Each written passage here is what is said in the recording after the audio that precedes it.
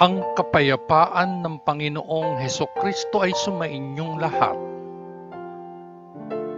Magandang araw sa inyong lahat, saan mang sulok ng mundo kayo naroroon sa sandaling ito. Ang pagninilay sa mabuting balita sa araw na ito ay pinamagatang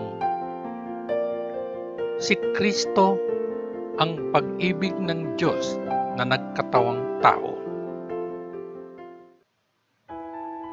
Ang babasahing mabuting balita. Pagbasa sa banal na ebanghelyo ayon sa unang liham ni Apostol Pedro mula unang kabanata, 3 talata hanggang 2 kabanata, 25 talata. Isang buhay na pag-asa. Magpasalamat tayo sa Diyos at Ama ng ating Panginoong Hesukristo. Dahil sa Kanyang malaking awa, binigyan niya tayo ng bagong buhay sa pamamagitan ng pagbangon kay Hesukristo mula sa kamatayan. Pinupuno tayo nito ng buhay na pag-asa at kaya inaabangan natin ang pagkakaroon ng masaganang pagpapala na iniingatan ng Diyos para sa Kanyang mga tao. Iniingatan niya ang mga ito para sa inyo sa langit, kung saan hindi sila mabubulok o masisira o mawawala. Ang mga ito ay para sa inyo, na sa pamamagitan ng pananampalataya ay iniingatan ng kapangyarihan ng Diyos para sa kaligtasan na handang ihayag sa katapusan ng panahon. Magalak kayo tungkol dito, kahit na ngayon ay kailangan ninyong malungkot pansamantala dahil sa maraming uri ng pagsubok na inyong dinaranas.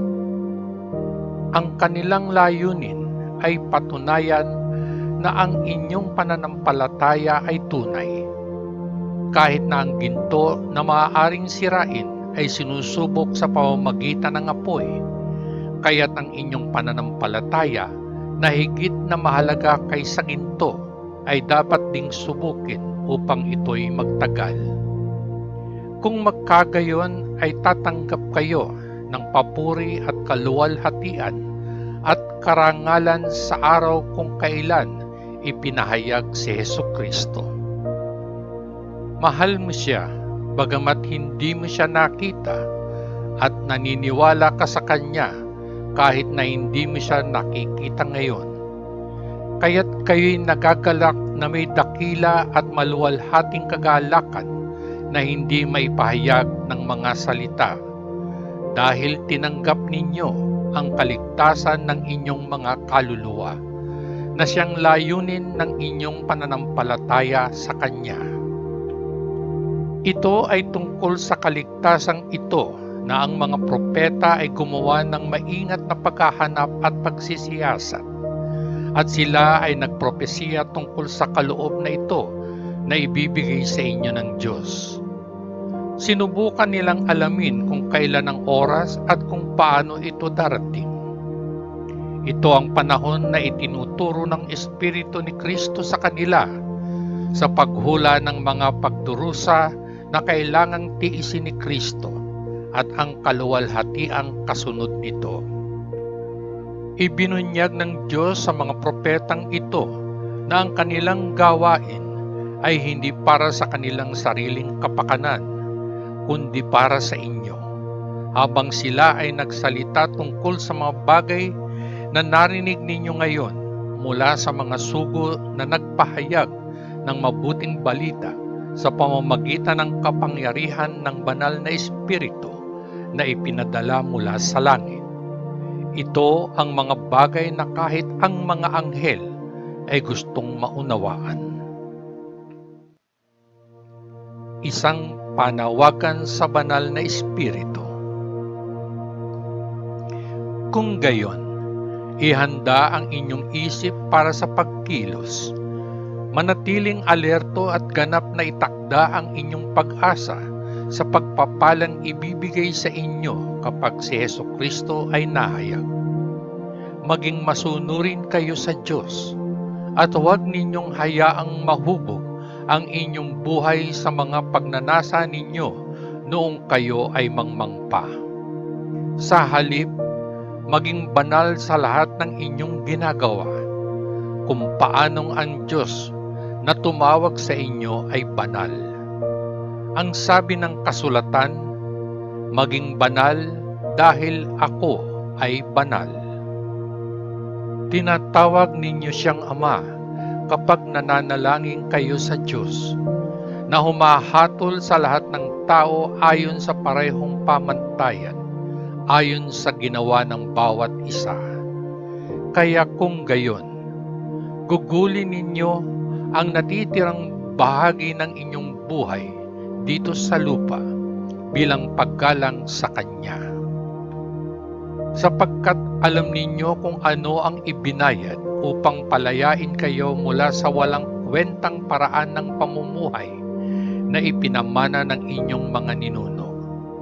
Ito ay hindi isang bagay na maaaring sirain tulad ng pilak o ginto. Ito ang mamahaling sakripisyo ni Kristo na parang kordero na walang dungis o kapintasan. Siya ay pinili na ng Diyos bago pa likhain ng mundo at nahayag sa mga huling araw na ito para sa inyo. Sa pamamagitan niya ay sumasampalataya kayo sa Diyos na bumuhay sa Kanya mula sa kamatayan at nagbigay sa Kanya ng kaluwalhatian.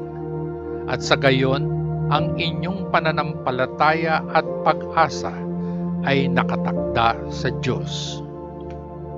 Ngayon na sa pamamagitan ng inyong pagsunod sa katotohanan, ay nilinis ninyo ang inyong sarili at nagkaroon ng tapat na pag-ibig sa inyong mga kapwa mananampalataya. Ibigin ninyo ang isa't isa ng buong puso, sapagkat sa pamamagitan ng buhay at walang hanggang salita ng Diyos ay ipinanganak kayong muli bilang mga anak ng isang magulang na walang kamatayan, hindi mortal. Gaya ng sinasabi ng banal na kasulatan, ang lahat ng sangkatauhan ay parang damo at ang lahat ng kanilang kaluwalhatian ay parang ligaw na bulaklak. Nalalanta ang damo, nalalagas ang mga bulaklak, ngunit ang salita ng Panginoon ay nananatili magpakailanman. Ang salitang ito ay ang mabuting balita na ipinangaral sa inyo. Ang buhay na bato at ang banal na bayan. Alisin sa inyong sarili kung gayon ang lahat ng kasamaan.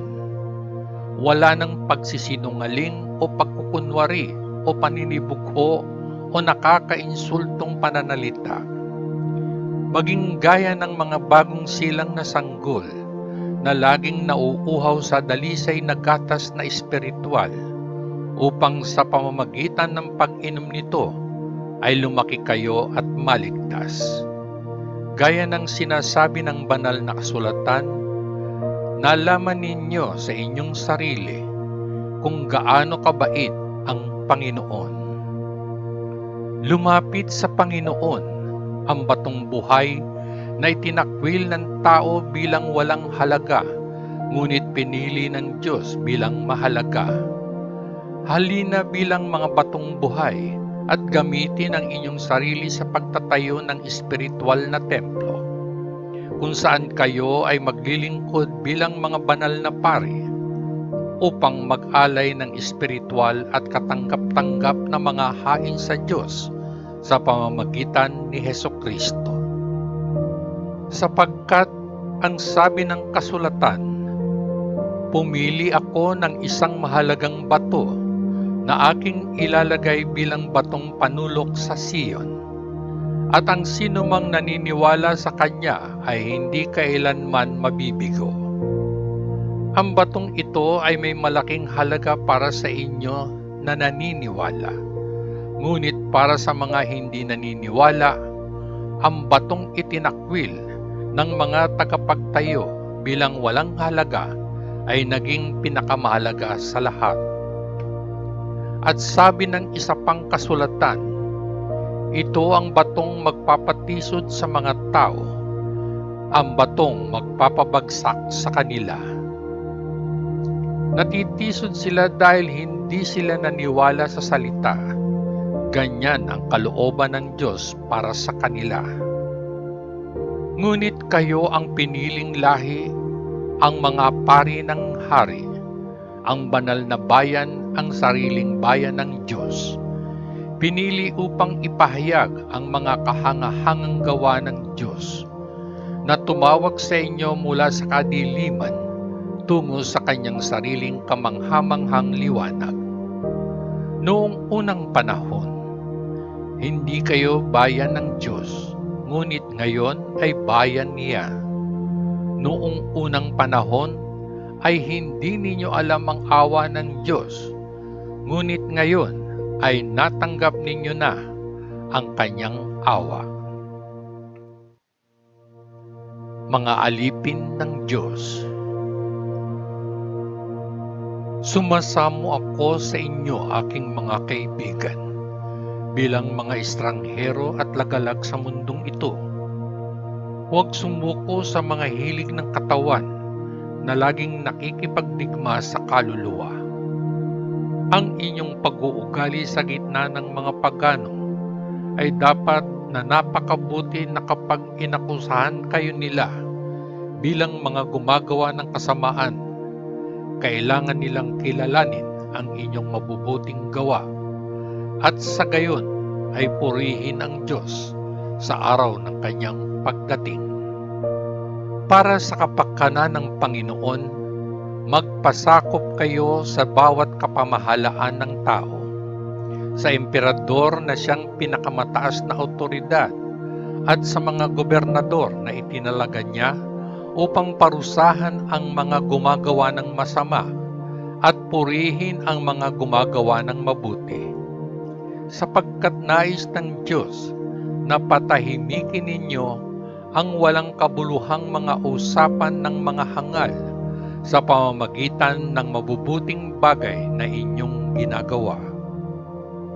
Mamuhay bilang malayang mga tao, gayunpaman, huwag ninyong gamitin ang inyong kalayaan upang pagtakpan ang anumang kasamaan, ngunit mamuhay bilang mga alipin ng Diyos. Igalang ang lahat. Ibigin ang inyong kapwa mananampalataya. Igalang ang Diyos at igalang ang emperador. Ang halimbawa ng pagdurusa ni Kristo. Kayong mga alipin ay dapat magpasakop sa inyong mga Panginoon at magpakita sa kanila ng lubos na paggalang, hindi lamang sa mga mabait at makonsiderasyon, kundi maging sa mga malupit. Pagpapalain kayo ng Diyos para dito, kung titiisin ninyo ang sakit na hindi napagsilbihang pagdurusa dahil mulat kayo sa kalooban niya. Para saan ang kredito kung magtitiis kayo sa mga pambubugbog na nararapat sa inyo dahil sa paggawa ng mali? Ngunit, kung magtitiis kayo kahit na gumawa kayo ng tama, pagpapalain kayo ng Diyos para dito. Ito ang dahilan kung bakit kayo tinawag ng Diyos, sapagkat si Kristo mismo ay nagdusa para sa inyo at nag-iwan sa inyo ng isang halimbawa upang kayo ay makasunod sa kanyang mga hakbang. Siya ay hindi nakagawa ng kasalanan at walang nakarinig ng kasinungalingan na nagmula sa kanyang mga labi. Nang siya ay ininsulto, hindi siya sumagot ng insulto.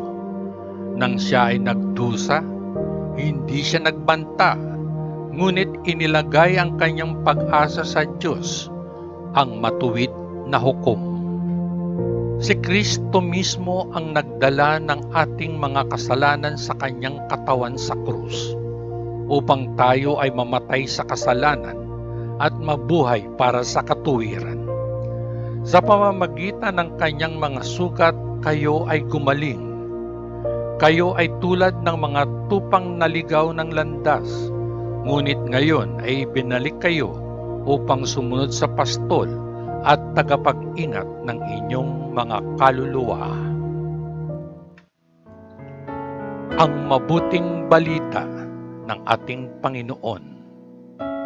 Salamat sa Diyos Ama sa langit, sa ngalan ng Panginoong Hesukristo. Amen. Ang babasahing awit sa Diyos. Pagbasa sa banal na kasulatan mula sa Aklat ng Mga Awit, ika-42 kabanata. Kung paanong ang usa ay nananabik sa agos ng malamig na tubig, gayon din ako nananabik sa iyo, O Diyos. Nauuhaw ako sa iyo, ang buhay na Diyos. Kailan ako makapunta at sumamba sa iyong presensya? Araw at gabi ako ay umiiyak at luha ang tanging pagkain ko.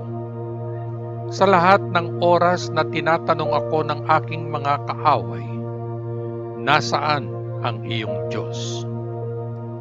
Nadudurog ang puso ko kapag naaalala ko ang nakaraan nang sumama ako sa mga pulutong sa bahay ng Diyos at pinangunahan ko sila habang naglalakad sila, isang masayang pulutong, umaawit at sumisigaw ng papuri sa Diyos. Bakit ako malungkot? Bakit ako nababagabag? Ilalagay ko ang aking pag-asa sa Diyos at muli ko siyang pupurihin, ang aking tagapagligtas at aking Diyos. Dito sa pagkatapon ay nadudurog ang aking puso, kaya't ibinaling ko ang aking mga iniisip sa Kanya. Siya ay nagpadala ng mga alon ng kalungkutan sa aking kaluluwa. Ang kaguluhan ay umaatungal sa akin na parang baha, tulad ng mga talon na dumadagundong pababa sa Hordan mula sa bundok Hermon at bundok Mizar. Naway ipakita ng Panginoon ang kanyang patuloy na pag-ibig sa araw upang magkaroon ako ng awit sa gabi, isang panalangin sa Diyos ng aking buhay. Sa Diyos, aking tagapagtanggol, sinasabi ko, bakit mo ako kinalimutan? Bakit kailangan kong patuloy na magdusa mula sa kalupitan ng aking mga kaaway? Ako ay durog sa kanilang mga pang-iinsulto habang sila ay patuloy na nagtatanong sa akin, nasaan ang iyong Diyos? Bakit ako malungkot? Bakit ako nababagabag? Ilalagay ko ang aking pag-asa sa Diyos at muli ko siyang pupurihin, ang aking tagapagligtas at ang aking Diyos. Papuri sa Diyos Ama sa kaitaasan, at sa lupa'y kapayapaan sa taong kinalulugdan niya, sa ngalan ng Panginoong Hesukristo. Amen. Ang pagninilayang mabuting balita. Pagbasa sa banal na ebanghelyo ayon sa unang liham ni Apostol Pedro, unang kabanata mula 3 talata hanggang 20 talata. Magpasalamat tayo sa Diyos at Ama ng ating Panginoong Hesukristo. Dahil sa kanyang malaking awa, binigyan niya tayo ng bagong buhay sa pamamagitan ng pagbangon kay Hesukristo mula sa kamatayan. Pinupuno tayo nito ng buhay na pag-asa at kaya inaabangan natin ang pagkakaroon ng masaganang pagpapala na iniingatan ng Diyos para sa kanyang mga tao. Iniingatan niya ang mga ito para sa inyo sa langit, kung saan hindi sila mabubulok o masisira o mawawala. Ang mga ito ay para sa inyo na sa pamamagitan ng pananampalataya ay iniingatan ng kapangyarihan ng Diyos para sa kaligtasan na handang ihayag sa katapusan ng panahon. Magalak kayo tungkol dito, kahit na ngayon ay kailangan ninyong malungkot pansamantala dahil sa maraming uri ng pagsubok na inyong dinaranas. Ang kanilang layunin ay patunayan na ang inyong pananampalataya ay tunay. Kahit na ang ginto na maaaring sirain ay sinusubok sa pamamagitan ng apoy, kaya't ang inyong pananampalataya na higit na mahalaga kaysa ginto ay dapat ding subukin upang ito'y magtagal. Kung magkagayon, ay tatanggap kayo ng papuri at kaluwalhatian at karangalan sa araw kung kailan ipinahayag si Hesukristo. Mahal ninyo siya bagamat hindi ninyo siya nakita, at naniniwala kayo sa Kanya kahit na hindi ninyo siya nakikita ngayon. Kaya't kayo'y nagagalak na may dakila at maluwalhating kagalakan na hindi maipahayag ng mga salita, dahil tinanggap ninyo ang kaligtasan ng inyong mga kaluluwa na siyang layunin ng inyong pananampalataya sa Kanya. Ito ay tungkol sa kaligtasang ito na ang mga propeta ay gumawa ng maingat na paghahanap at pagsisiyasat, at sila ay nagpropesya tungkol sa kaloob na ito na ibibigay sa inyo ng Diyos. Sinubukan nilang alamin kung kailan ang oras at kung paano ito darating. Ito ang panahon na itinuturo ng Espiritu ni Kristo sa kanila. Sa paghula ng mga pagdurusa na kailangang tiisin ni Kristo at ang kaluwalhatiang kasunod nito, ibinunyag ng Diyos sa mga propetang ito na ang kanilang gawain ay hindi para sa kanilang sariling kapakanan, kundi para sa inyo, habang sila ay nagsalita tungkol sa mga bagay na narinig ninyo ngayon mula sa mga sugo na nagpahayag ng mabuting balita sa pamamagitan ng kapangyarihan ng banal na Espiritu na ipinadala mula sa langit. Ito ang mga bagay na kahit ang mga anghel ay gustong maunawaan. Kung gayon, ihanda ang inyong isip para sa pagkilos. Manatiling alerto at ganap na itakda ang inyong pag-asa sa pagpapalang ibibigay sa inyo kapag si Hesukristo ay nahayag. Maging masunurin kayo sa Diyos at huwag ninyong hayaang mahubog ang inyong buhay sa mga pagnanasa ninyo noong kayo ay mangmangpa. Sa halip, maging banal sa lahat ng inyong ginagawa, kung paanong ang Diyos na tumawag sa inyo ay banal. Ang sabi ng kasulatan, maging banal dahil ako ay banal. Tinatawag ninyo siyang Ama kapag nananalangin kayo sa Diyos na humahatol sa lahat ng tao ayon sa parehong pamantayan, ayon sa ginawa ng bawat isa. Kaya kung gayon, gugulin ninyo ang natitirang bahagi ng inyong buhay dito sa lupa bilang paggalang sa Kanya, sapagkat alam ninyo kung ano ang ibinayad upang palayain kayo mula sa walang kwentang paraan ng pamumuhay na ipinamana ng inyong mga ninuno. Ito ay hindi isang bagay na maaaring sirain tulad ng pilak o ginto. Ito ang mamahaling sakripisyo ni Kristo na parang kordero na walang dungis o kapintasan. Siya ay pinili na ng Diyos bago palikhain ng mundo at nahayag sa mga huling araw na ito para sa inyo. Ang mabuting balita ng ating Panginoon.